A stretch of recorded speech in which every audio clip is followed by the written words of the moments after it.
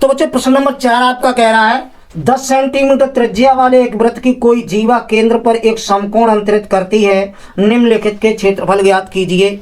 Number 1 में कह रहा है कि संगत लघु वृत्तखंड, और नंबर 2 में कह रहा है संगत दीर्घ त्रिज्यखंड का प्रयोग,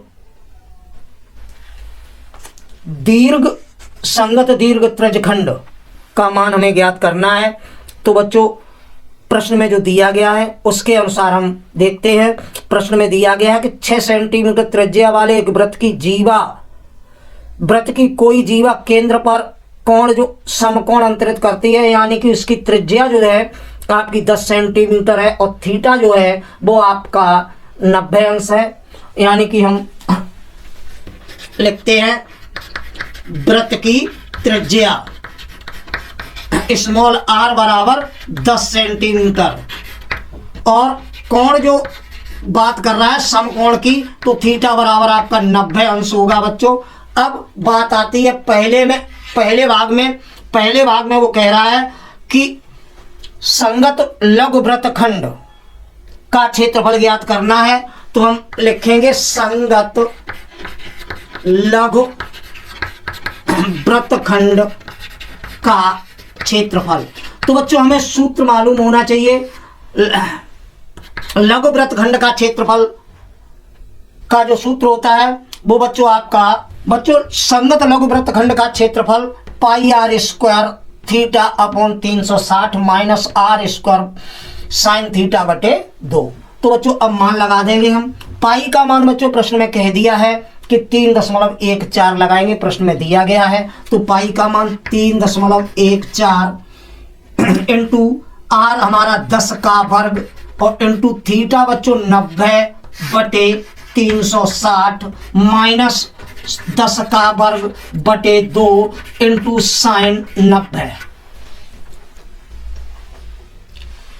तो बच्चों इस प्रकार हम देखते हैं, आगे हल करते हैं। तो 3.14 इंटू 10 का वर्ग बच्चों 100 होगा, गुणा 90 बटे 360 माइनस 10 का वर्ग 100 बटे 2 और इंटू साइन 90 का मान बच्चों 1 होता है।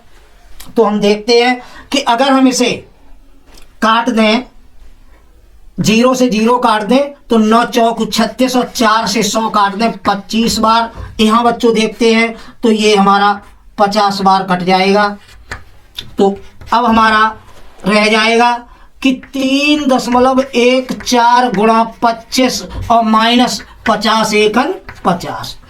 तो बच्चों अब हम 3.14 में 25 का गुणा करेंगे और 25 का गुणा करने के बाद जो भी गुणनफल होगा उसमें से 50 को घटा देंगे तो हमारा आंसर आ जाएगा। तो बच्चों हम गुणा 25 का करते हैं। 25 चौकू 100 हासिल 10, 25 एकम 25 और 10 35 हासिल 3, 25 तियां 75 और 3 78। इस प्रकार बच्चों 3.14 में 25 का गुणा करने पर 78.50 आया माइनस 50। तो बच्चों 78 में से 50 कम कर देंगे तो हमारा ये बचेगा 28.50 वर्ग सेंटीमीटर।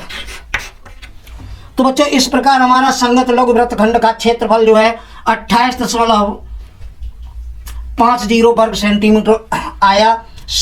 सेकंड भाग में जो पूछ रहा है, ये तो लघु वृत्तखंड का क्षेत्रफल, सेकंड में पूछ रहा है दीर्घ त्रिज्यखंड का क्षेत्रफल। तो बच्चों सेकंड में पूछ रहा है संगत दीर्घ त्रिज्यखंड का क्षेत्रफल।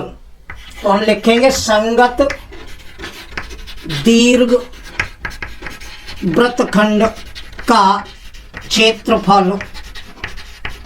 बच्चों दीर्घ वृत्तखंड का क्षेत्रफल जो होता है वो हमारा इस सूत्र के द्वारा हम ऐसे लिख सकते हैं पाई आर स्क्वायर इंटू 360 माइनस 90 बटे 360।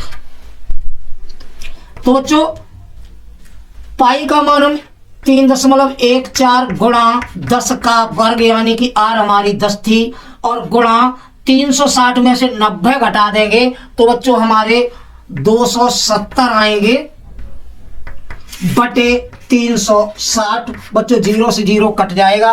आगे हम देखते हैं कि 3 से अगर काटना चाहें तो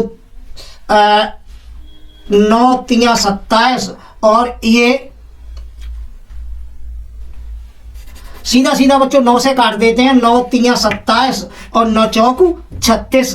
तो इस प्रकार हमारा 3.14 इंटू 10 का वर्ग 100 गुणा 3 और बटे 4 आता है। तो 4 अगर हम ये 100 4 से काटते हैं तो 25 बार कट जाएंगे। तो बच्चों हम देखते हैं कि पहले 3 का गुणा कर दीजिए। तो 3 चौक 12, हासिल 1, 3 एकम 3 और 1 4, 10.3 त्रिका 9 और इंटू 25। अब बच्चों 25 का गुणा करते हैं तो 25 दूनी 50, हासिल 2, 25 चौक 100, 25 दूनी 50 की 0, हासिल 5, 25 चौक 100 और 5 105 हुए बच्चों, हासिल 10, 25 निम्मा बच्चों 225 और 10 235 हो गया।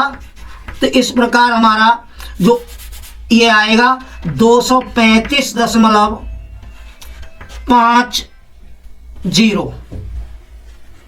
वर्ग सेंटीमीटर लिख सकते हैं हम बच्चों। तो बच्चों इस प्रकार प्रश्नावली 12.2 का आपका चौथा प्रश्न हुआ।